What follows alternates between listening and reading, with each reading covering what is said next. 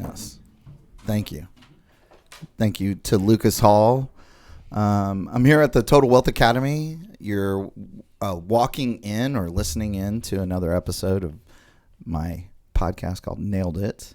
It's like more of a video, but I'm joined today by my good friend, my protege, my flipping partner, Samar Johnson. Samar has an amazing story.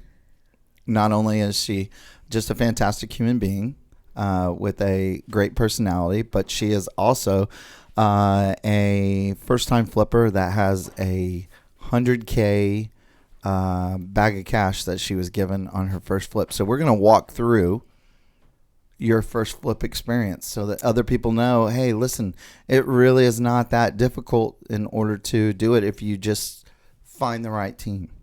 Yes. Finding the right team is important because I couldn't have done it without you. Thank you. I appreciate that. True. It was rocky in some parts. Yeah, but that's okay. That's what happens when you're dealing with a rookie, right? You have to guide me. Well, I think the difference between deal number 1 and deal number 2 is I feel like when you closed on that property and you got your check, there was some trust that was built there. Absolutely. Yeah. Because this next flip is more like a partnership. I don't feel like I'm in a tug of war with you. No, and the fantastic thing is last time we were just doing 1. Now we're doing 2. Yeah. And it's intense. Like 3 streets over. Yeah. And it's like, is this Claridge? Is this Hummingbirds? Is this house or that house? And I feel like, yeah, the trust has been built and it's a partnership now. Yeah. And so, the way I tell people is when you do this and you do it with no money, you go hard money, right? Because hard money is easier to lend. I think, we went with jet lending on one deal. Sanford. On Sanford. Mm-hmm. And they got you in and they did a full whatever it is. They pre-fund the draws, right? Mm-hmm. So that was great. You're doing one with Red Door Funding and one with Flipco. Yeah. Yeah. Mm-hmm. So right now, we're used our little money that we had and Flipco, and then we're gonna need a draw here pretty soon. Yeah, we're actually. I was gonna talk to you about that one here. But this is good. This is the kind of stuff that you have to do. When you're doing multiple flips, you're basically like this. I've got to juggle lumber. I've got to juggle the 30-day payments on my credit card. Mm-hmm. I've got to juggle the payment schedule and the draw. Yep, and paying you. Yeah, and paying me. So you have 3 partners. You have the hard money lender, mm-hmm. and then you have I would say your general contractor, your guy that's kind of managing the process and right. and bringing everything to fruition. Overlooking everything. Right. Mm-hmm. It's just instead of flipping the property and then splitting it 50-50, I just get paid a monthly fee to manage the property. Correct. That's the way we did it. That way, it's if you make 100, I got mine already. You get paid fully, right? It's a much better deal. There's a lot of people out there that split everything 50-50, but the one thing that they don't split is whenever you have to go to closing, and you have to bring money. Yep. Or if your credit is on the line and you're the one that's, getting the money right from the bank and God forbid something goes sour, it's us. And so the person with the most liability should be the person taking the biggest portion of the profit. Right. That's the way I look at it. Right. And it's a big partnership thing, right? So it is Eric and I's startup, little company that we started up. But like you said, piggybacking off of what you said, if it wasn't for you taking care of the whole project and the lenders, we wouldn't be here today. Well, you can't. So for me, working with cool people is, that's what I try to do. This podcast is about hacking my life. Like, how do I look at what you do, download all that information, then put that into my business so that I can be better at whatever I'm doing? Right. Right? So the freeing thing, and what you and I have these back and forth conversations on, is when do I retire, and at what point do I sacrifice like full pension, and we're going to get into that. She has a tremendous story we hadn't got into, and then your husband's ability to also have a full-time job while someone else is intensely engaged into your flip. Right. That's the difference. It is a huge difference because you're just not there overlooking it. You look at it and this is like your puppy too. Yes. And you're just not going in there and going like, yeah, this is great. I'm off to my next one. Eric and I talked about that. We love the fact that you're at the property for hours on end. Hey, I'm going here because I don't like this, or hey, I'm changing this up, or hey, this is going to be a sick idea. All that to us means more than anything, because this is like your puppy. You're taking it as like this. You're putting in your thousands of dollars, right? Right. I like to get I get a lot of satisfaction on the savings. Yes. Like taking the budget and going, okay, how can we get better? Because I think we saved like $2,000 on AC from the last flip. Yeah, and a lot because of people we brought look in at that another like, guy. Yeah, like, oh God, you're talking about $2,000 out of hundreds of thousands. I was like, yeah, but it's $2,000 at a time that gets us there. Right. If you have 20 line items that you saved $2,000 on, then you've saved 40. Exactly. And people are not understanding that. They're like, oh, you're arguing over 70 cents and a dollar, and I'm like, right, but if you have two properties and they're 5,000 square feet total. Yeah. It's a lot of money. And also, I feel like you've learned from the first to the second. Absolutely. Is just the speed cost more. Mm-hmm. The more manpower you put on a job, the more it's going to cost. But holding costs cost a lot. Oh, don't remind me. Holding cost is the one thing you never get to recoup. So as long as you're able to get that property through to the end faster, then it increases your overall profitability on the backside. Oh, absolutely. Yeah. And I learned so much from the first one, going back to what you were saying, as you were correcting me, and I was trying to pinch my little pockets from like, oh, I'm not going to spend this much on this hardware. And you're like, Samar, you're not understanding what's happening here, right? Right. And I learned so much, and I wouldn't have learned and have done it without you. Yeah, you know, that was really big, but I think it was needed on my end because I needed to be schooled and I need to be taught like this is not okay. You're going down the wrong path, and this is what you're marketing your homes for. And you did it as a friend and said, no, I'm not going to do this for you. Trust me. It was a boundary too, though. Yeah. Because I felt like you're such a strong type A. You remind me of my fiance Kendra, and you remind me of my daughter, my middle daughter Carmi. She is also a very strong-willed type A, and she doesn't like to listen, and she assumes the worst before realizing someone may have her best interest, and I might need to listen. So with you, it was just like, if I could get you to trust me, then I think the process would be smoother. And I remember... So I want to lead into how you have become the person that you are, because I think that that's the biggest part of the story that a lot of people should hear. A lot of women should hear. You're fearless. And I think that you're in an industry that teaches that.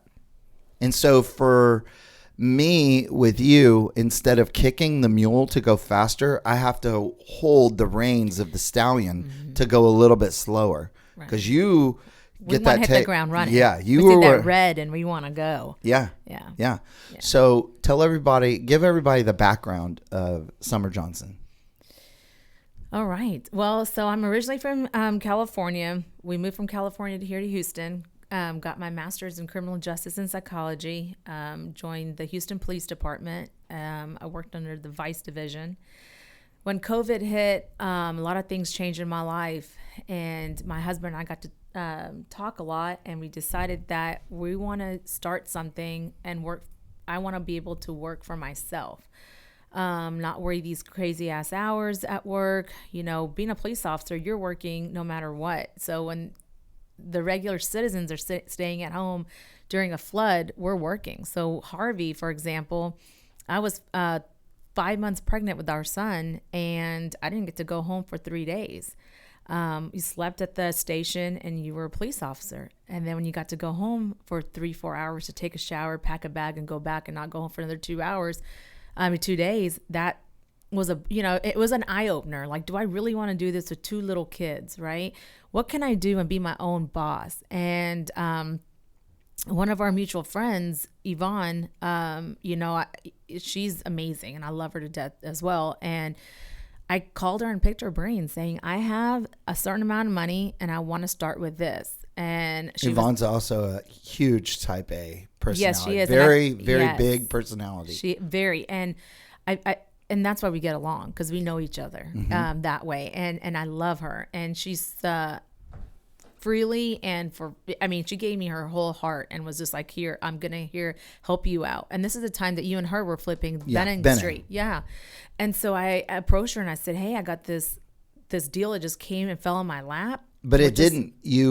How did it fall into your lap? So yes and no. So I was out for COVID, right? So I wasn't working at the time. And so I was like, okay, what am I going to do? And I was like, I want to get into this house flipping business. And so I was walking my kids and I, pause real quick. Okay. We'll cut this out. No, we won't. Yeah, okay. All natural. Don't get all choked up. I'm sorry. I have this effect on women. You must see it's my beautiful chest. I do this to ladies. Okay, go ahead. You ready? Yeah. So I was out walking my kids. You were walking for dollars. Yes. And one of the next street over from my neighborhood, and this man wanted to sell his house. So I was kind of talking to him, and he told me the price, and we walked the property, and I was like, oh, that seems a little high. I don't know. Spoke with Yvonne. Yvonne came out. We walked it with Yvonne, and then Yvonne's like, hey, why don't we get Curtis to come out? And I was like, I don't know who he is. Do you trust him? She's like, yes, he's the one that's doing Benning. And I was like, okay, perfect. And that's how we met. Yeah, because you started coming over to Benning a whole lot more. Right, because my interest started building, right? Yeah, and that's what happens whenever. There you go. So anyway, so we started negotiating the price, and I got a killer deal. And I guess that's how it fell in my lap. Yeah, he wanted $220, and you got it for $190. I got it for $190. Yep. So he said I won't do anything less than $215, and I was like, well, I could only offer you $190 just to see where it goes. 4 days later, I get a phone call saying that about that $190.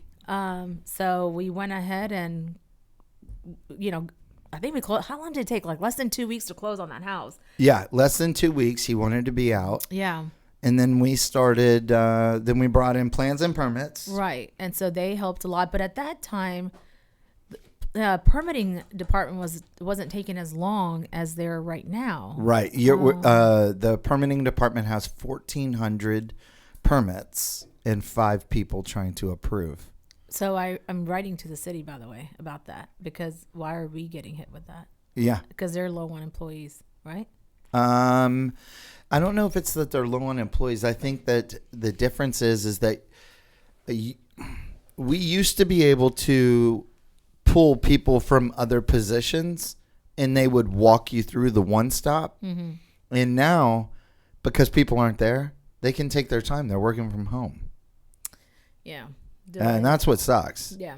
So now, as a builder, you have to build in 6 to 12 months of holding costs just to get through to your property. I've already paid. I closed on Tabor Street, a big block of Tabor, is like 12,000 square feet, 2 lots. I've already pre-sold the first lot.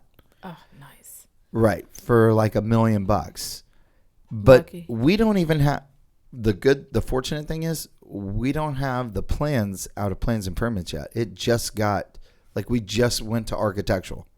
So the floor plan, the customers have already decided, okay, we're good with this. Good. So they're going to move forward. So now we're submitting into the city. Nice. How long do you think that's going to take? 3-4 months again? Yeah. 60, 90 days. Yeah. It's crazy because we sat on the second property, Hummingbird. Well, it was first property right? Yeah, For a long time, and I love the way you love the way I worked Claridge, oh the third man, property. I love it, and that's how we're gonna work moving forward. Yeah, I think that's the best way. It is the best way. Fantastic. It is the best way. It's the fastest way to get to. You found a gray line, and I like that. I That like was the watching gray edge. area. Yeah. Yeah. I love walking the edge. Oh, It is the best. And that, well, it's what it's going to do is it either causes us to have to go and get a engineer letter, or it's going to cause us to go and just move forward fast. Yeah. You know, there's little downside risk on that, especially when we have the videos and the walkthrough and the Facebook and all that stuff. That's our line. That's how we support that gray area, that boundary. Absolutely. Right? Yeah, and the policing, we call it, ask for forgiveness later. Yeah. Always, it's Always. easier to beg for the forgiveness once the house Sorry, is there. didn't know. Yeah, and you know how we do that? One of the best ways to do that is I always put the homeowner there at the job site for the first inspection. There you go. You want to know why? It's hard for the guy to look at the homeowner. I'm sorry, I'm doing this for the first time. It's hard for the homeowner doesn't get ripped like the builder does. Yeah, because builder knows what's up. Right. You're right. supposed to know. Right. Right. Uh-huh. So you have to work all your angles with the city. Absolutely. And number two is most of these guys are, they're just good old boys. But they see a pretty girl and then they're like, well, that could be my daughter, or that could be my wife, and how would I want someone to be treated? Or they're like, borderline pedophiles, and they just are like, hey, I'll let you go through, but I want your number, right? Oh, I'm sorry, I'm married. Oh, okay. Yeah. I mean, it's uncomfortable. Sorry, Eric. It's uncomfortable when they come at me like that. That's why you've been doing the bend and snap. Yeah, the bend and snap. Yeah. Yeah, I try legally blonde, trying to legally pass the permits. Yes, we need a pass. Yes. Yeah. Yeah. So, yeah, we've got Claridge and Hummingbird, and together. I've been doing videos on those and kind of piecemealing together, making those little mockumentaries or entertainment. I love it. Yeah, I do too. I'll try to walk it and put some fun music and Right. try to see what's going on. Right. you I know? want to build to my stories. Yeah. Because I think that turns around and people ask, where is this located? Oh, well, ask Yvonne. Right. Right? So it's like I'm trying to pre-sell the property.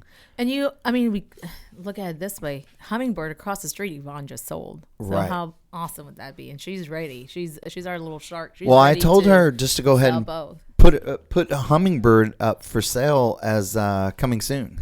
And she said she was going to do that. Yeah. Yeah. So that That'd be hopefully will drive more traffic. That's the other thing is like we were trying to pre-sell. Like we had a buyer come in, the first offer that we got for Sanford, Oh, yeah. Mm-hmm. and we went with the second. Mm-hmm. Your first offer, I am under contract with them to build their other house. Oh, are you really? Yes. On Tabor? That one? No. Oh, no? Okay. We just submitted. They went with Gateway Lending to do the one-time close. It's a construction Right. to permanent finance. It's a 31-year note. So 1 year is construction, and then it rolls into a 30-year fixed. You should have told them to wait. And it's Claridge or Hummingbird. they went and bought, and then called me after they closed on the property, and they said, "Hey, you did Sanford. We want that. Will you come and do this Okay. house?" And we've been fighting and going back and forth because they're like, "Well, why did you do?" We met with Yvonne, and Yvonne said that you did Sanford for like 160. Why can't you do this house for 160? I'm like, well, here's the deal. All of your internal walls are gone. Like I'm having to reframe. The only thing I'm using is your bricks. I have to reframe the whole entire house. Framing The is whole different. house. Yeah, so we've been adding to these homes that Right. we've been doing, and I think a lot of people get, and I didn't know that, and thanks to you, I started learning, is that there's different pricing for rebuilds, right? New Right. Yeah, and here's your new construction portion of your house, and then here's the remodel portion. That's two different pricing, and Yeah. and I didn't know that until you taught me. Like, hey, it needs framing, it needs this, it needs that. I mean, hello, it needs electrical and plumbing and all that, and people don't think of that. They're just like, well, it's just sheetrock. Why is it so much more? And I had to learn all of that. Yeah, and it's probably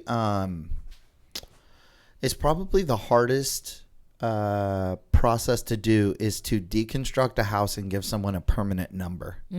Right. I'm dealing with this right now in the Heights in a new build that I'm doing. I'm doing it for these people. And the one thing that we didn't account for was the over budget, because once you deconstruct the house where plans and permits told you to demo, there wasn't anything left structural. So then we have to take everything else off. Like, what are we doing with these interior walls now that we're adding to the front and adding to the back? And we added to the side. The only thing we kept was one side. So it really, really taxed the budget. Yeah, it does. Yeah. And then everybody, I think, thinks of like what the prices were to. Remember, when you start this process.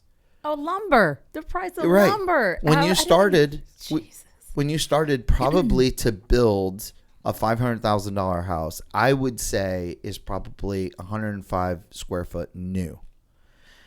Now those prices were inching up before the lumber started to drop. They were probably at like 125.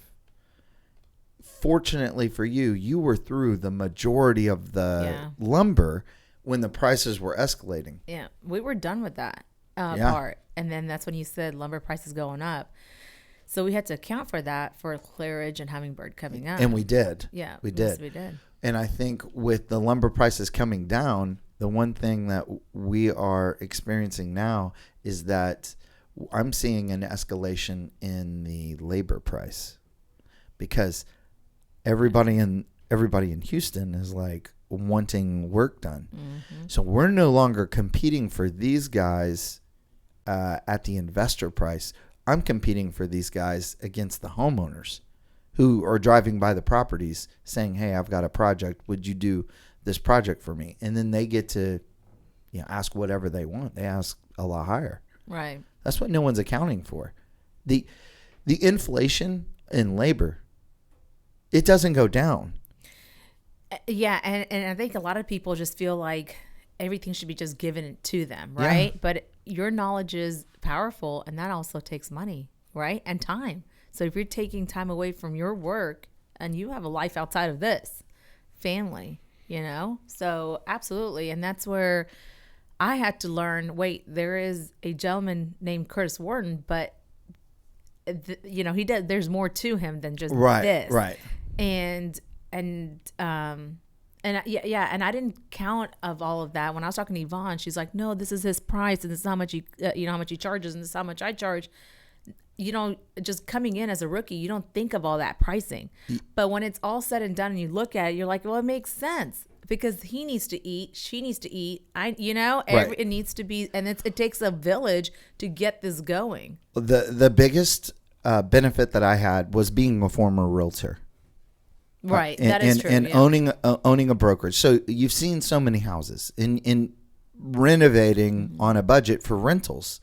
So I started as a rental rehab guy.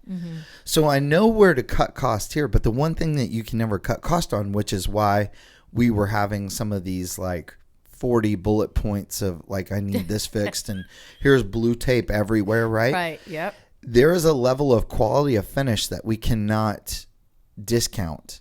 Right. And so by the time we do it a second time, we've already paid for it what it should have cost the first time. Absolutely. And a lot of people, I see it right now, they want to go to the cheapest bidder, but they don't realize the cheapest bidder is going to end up being the same cost as the guy that could have done it right the first time.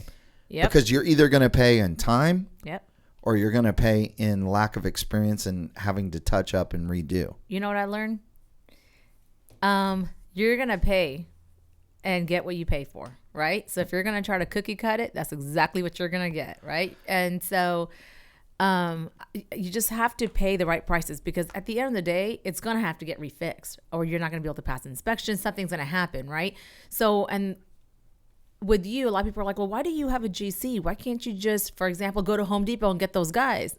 I'm like, no, it's not that easy. Yeah, Are you kidding me? No. They're like, well, this guy can do sheetrock and he just doesn't have a license. And I'm like, well, that's where we get into trouble, right? I go, these homes, you're going to try to sell a $500,000 plus home to somebody without any license and permitting. Now you're setting yourself up for a huge failure and not success. Right. Yeah. So anything that you got to do, you got to put some money into it. I just had a doctor tell me that my workers should not be charging $250 a day, because the average rate of construction in America, the average construction worker makes $18 to $19 an hour. This is the doctor saying this. This is a doctor saying this. And he knows this how? Yeah. I called 2 people. I said, oh, in Houston? Well, one of them was in Houston. One of them was in another city. Mm-hmm. Okay. Well, listen, I said, if this person works in the Heights and they're able to tell you to do that, you tell them, take over the fucking job. And not only that, give me their number, and I'm going to hire them for that price. Them. Exactly. So he was like, I mean, we had this long come to Jesus, but it's, I tell people this: when you're building a custom house, the biggest issue is it's like giving birth. Mm-hmm. You get a lot of cursing and people are screaming at each other and there's a lot of loud noise, and then the baby comes out, right?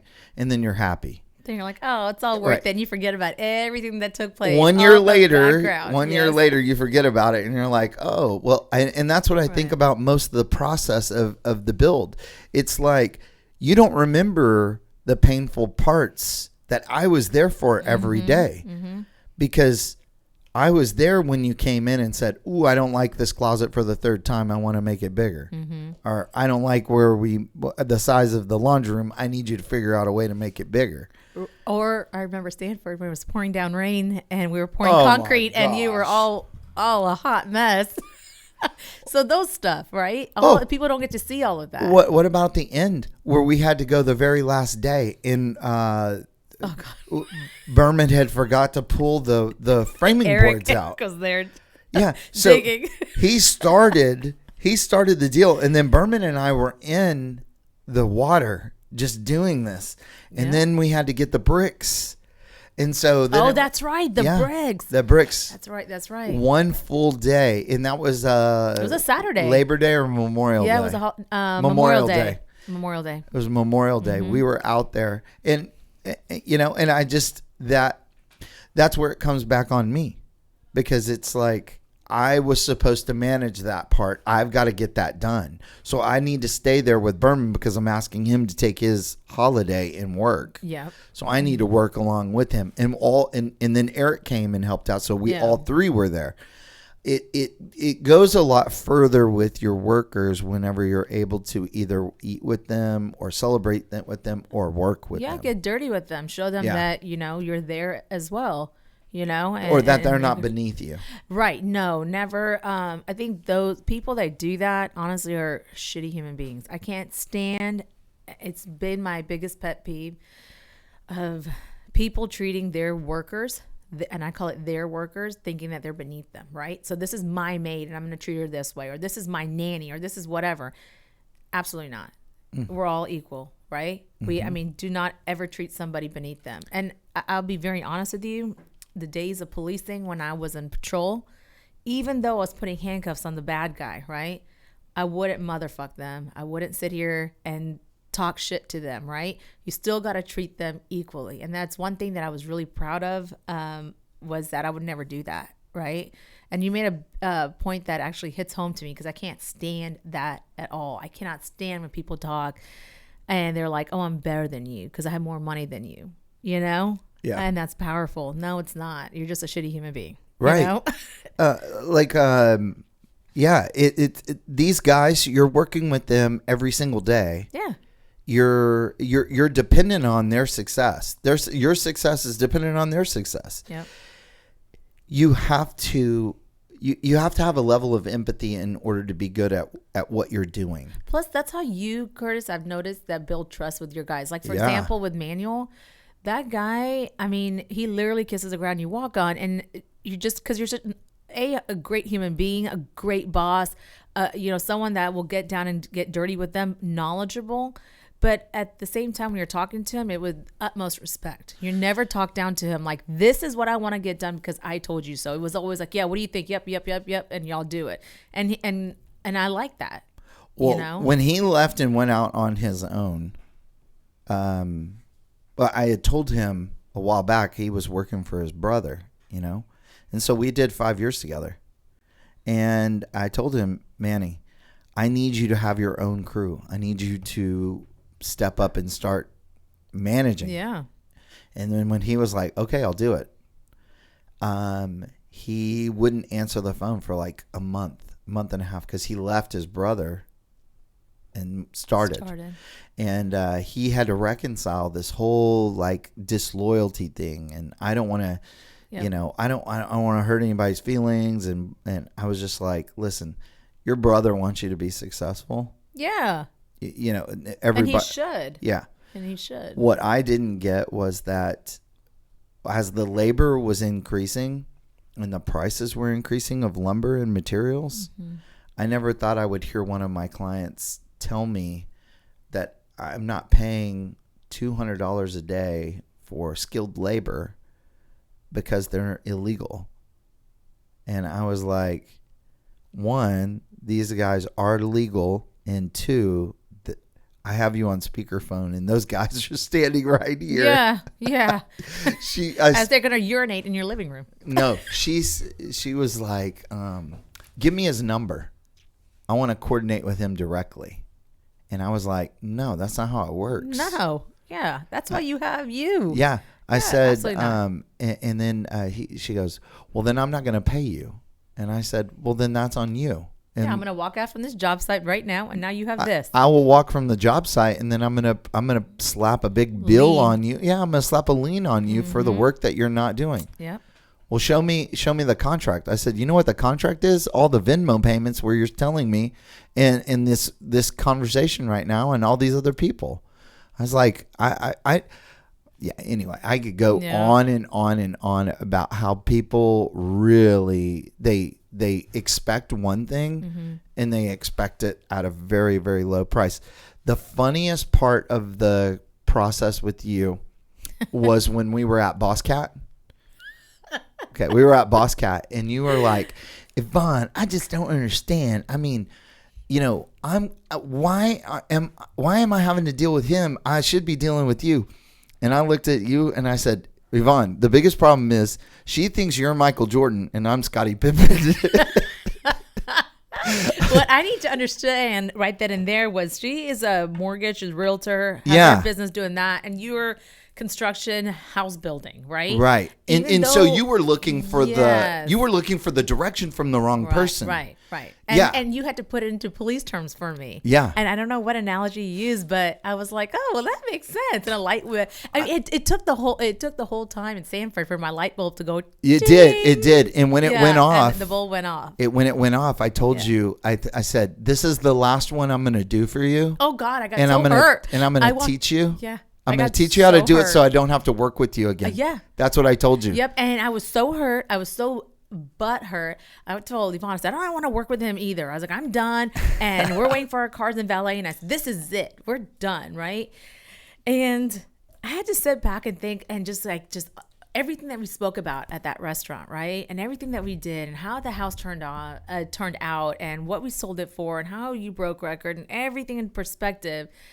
And I had a come to Jesus moment, right? And another light bulb went out. And I said, no, I owe you a huge apology. This is not okay. Moving forward or not, I had to learn from this, right? And right. I can't use my type A, act like I know it all where I didn't know shit. And I still don't know anything, right? No, you know a lot. You know a whole lot. You drink from a fire hydrant. So some of the stuff, someone's just some of the stuff got out, but you're soaking it in. You're way further than whenever we first started. Thank you, and I appreciate that, and I appreciate you Yeah. We're still working together. Yeah. No. Love you, buddy. I love you back. Yeah. No, it's great. It's good stuff. I mean, I'm helping a family. You are. I'm helping a family get to retirement quicker. Liam and Emma can eat dinner now. Thank you. Well, I'm so glad that they're not going to go hungry. I was really worried and concerned. Emma can have her milk at night. I was thinking maybe you were going to pawn one of your 6 Louis Vuitton purses so that they could have some ramen noodles tonight.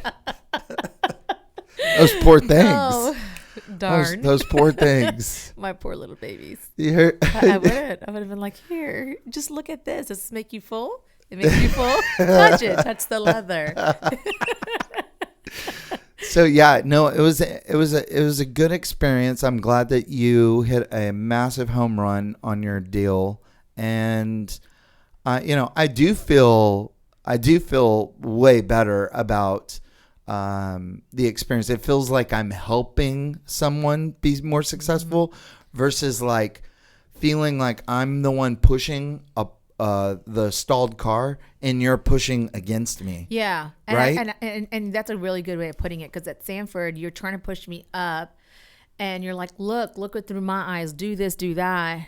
And I was being so stubborn and bullheaded and saying, and like, no, I'm pushing back, and a lot of pushbacks, right? Right. But I think that come to Jesus meeting at that restaurant and everything else taught me so much. So now moving forward with these 2 homes that we're doing, it's kind of like, hey, I have this idea. Great. I trust you 100%. Nope, I get this. But yep, I still call you up with it. I don't 100%. I don't Nope, just do exactly. it.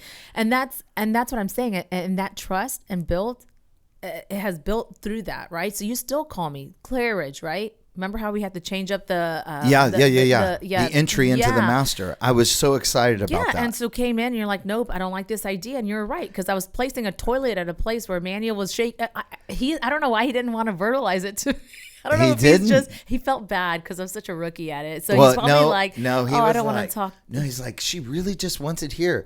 And I said, no, I said, put it there. He goes, you didn't say put it there. You said, put it this way. I said, no. I said, just like Sanford. I said, but I don't think either one of y'all caught that.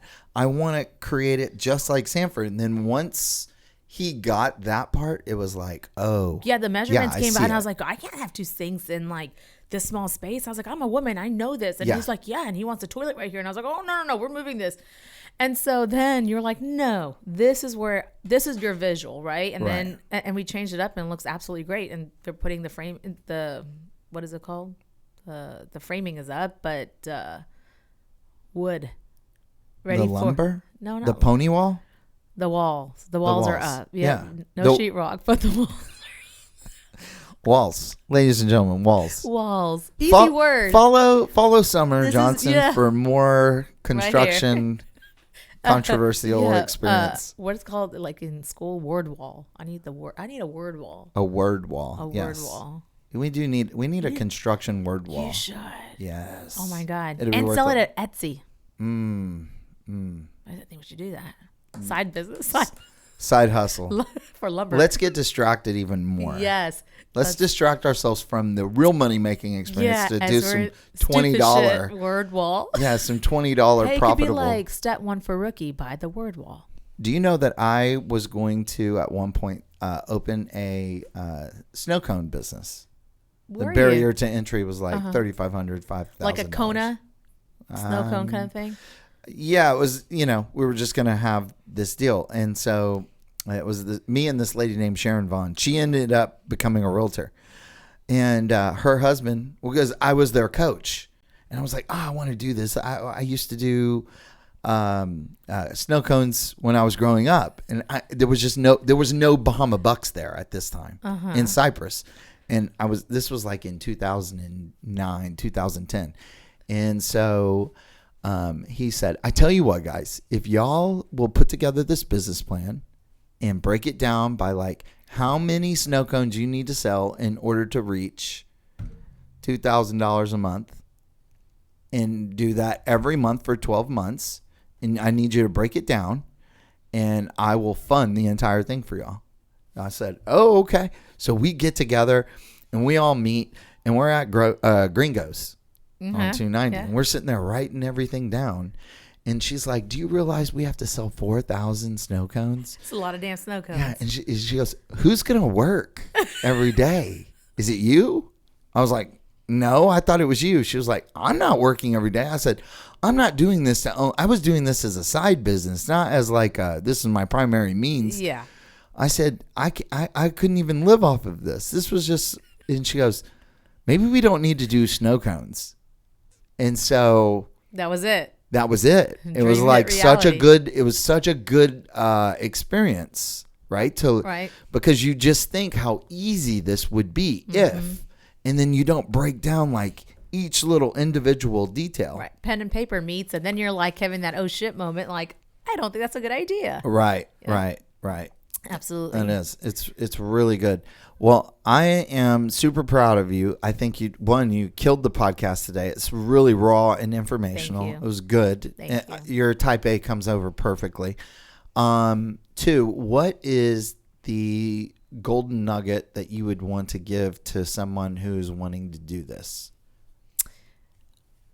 Have a good team and hire Curtis Warden. Okay, besides that, like what Hire a would, if you were to contractor. go back if you were to go back today and tell yourself at the beginning, what would you have done different? Shut my mouth and listen. I would, because I'm starting this. You're a rookie at it. You have no idea. And it's such a powerful business. And there's so many players. I didn't realize the players that I was up against.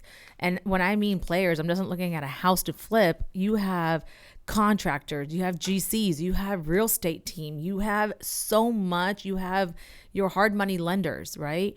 You have your own personal money. There's a team behind you. So you need to shut your mouth and listen. You told me something about what Kayla said. What? Kayla told you something. She goes, who's your contractor? You remember that?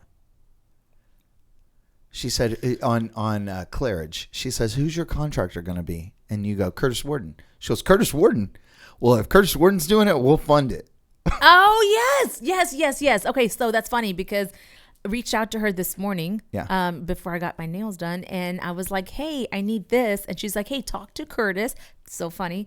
And I need to know where you guys are at right here on Claridge. And I said, I think we've done plumbing and electrical and we've put up boards. I think they're called framing. And she's like, yes, do me a favor, go, video it. And that's all she needs. And just your word. And that was it. That's all it took. Yeah. That's all it took. Yeah. And that was the easiest lending besides Jet, right? Well, Jet David's good too. No, he's great. Yeah. Very, very good. And it was really close between him and Flipco. Yeah. But hers was like, word of mouth was like, oh, Curtis Warden, worked with him. Great. Yep. Got it. It was that fast. She used to work for that New Western. Yeah. So she sent me a deal. On that deal, I lost $42,000. Building a house? Mm-hmm. Really? Yeah. Because overpriced or what? No, it wasn't overpriced. She had referred me a guy named Christian to do the work. He came in and walked it, and he told me, oh, man, I could do this, this, this. And Mauro and I were there, and we're listening, and I was like, Mauro, what do you think? Like, do you have enough time? He's like, man, I don't have enough time. He's like, let him do this one, and I'm going to finish these two over here. Let him do this one. And that guy walked $25,000 worth of, I paid him, $25,000, and he walked it. And he complained and said that his business partner had stolen that money from him, and he'll pay it back over time. I've never seen one dime. I was going to say, I bet you didn't see a penny. Didn't see a fucking penny. Where's he at now? Karma? Don't even know. Karma bid him? I don't even know. Not part of that business anymore? I'm just, but that is, if I could go back and tell myself anything, it would be this. This is, from this conversation, this is what I'm gleaning that I would want other people who are listening, is that paying quality work in doing it fast is the cheapest option. There's nothing more peaceful than when you're working. Like my my anxiety level is so much lower now because I have better people and people that I can guarantee and go to the bank they're going to be there. Absolutely. And that is and they're going to do it exactly the way I've asked them to do and exactly the way it's supposed to be done. It's just like we went to go do the framing inspection. Boom. Frame inspection passed first time. Windstorm. Boom. Passed Listen, first time. we never failed one yet. And I don't think we will. Not the only thing that we've gotten hit with is we'll pass plumbing, but then they'll say need shower pans and tubs. Just need shower pan and tub inspection. Right, but that's normal. Yeah. Yeah, but then after that, yeah, you're right. We haven't. No, because like you said, you're paying the right people. You're doing it the right way, not the cheap way, right? Right. Not doing the Home Depot way, meaning going to the guy and those guys. You know, yesterday my husband and I took the kids to Home Depot just to go grab some Halloween decoration. By the way, they don't have anything. Yeah, and, they're all gone. Well, there's a small little area. Before there was like these huge areas, but nothing. They're like, oh, we didn't get a lot of shipment in. So whatever. Liam got this little witchy looking dude. And as we were leaving, there was a gentleman that literally pulled up in a black dually 250 Ford thingy and truck, and like 7 workers jumped in the back, and then he took off. And I'm sitting here going, holy shit, people actually do this. This is insanity, you know? You know where you get the labor for that? What's perfect?